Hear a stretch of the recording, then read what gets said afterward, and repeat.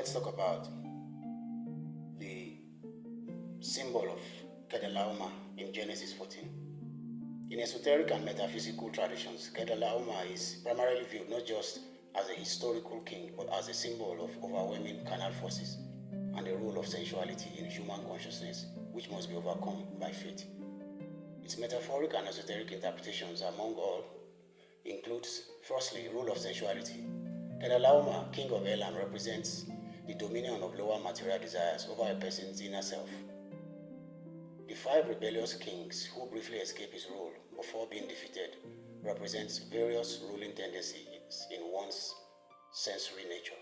Secondly, waste of life substance. His rule and the subsequent war are interpreted as symbolizing the constant waste of bodily energy and substance through a focus on base physical desires, leading to a deterioration of one's full potential and vitality. Thirdly, the need for spiritual renewal. The narrative of his defeat by Abraham with his 318 trained men is seen as an allegory for the triumph of disciplined spiritual consciousness, a symbol of Abraham's faith, over material, sense-driven forces.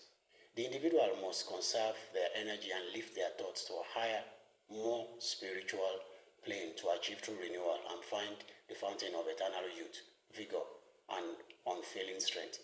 Fourthly, divine sovereignty. In a broader sense, Cherdarlomer's eventual defeat by Abraham demonstrates that even the most powerful earthly or inner forces operates within the boundaries of divine authority and cannot ultimately stand against God's purpose.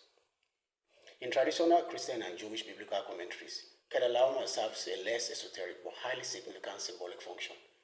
Firstly, as antagonist to God's plan, Cherdarlomer symbolizes antagonistic actions, capturing Lot, setting stage for Abraham's demonstration of faith and divine intervention.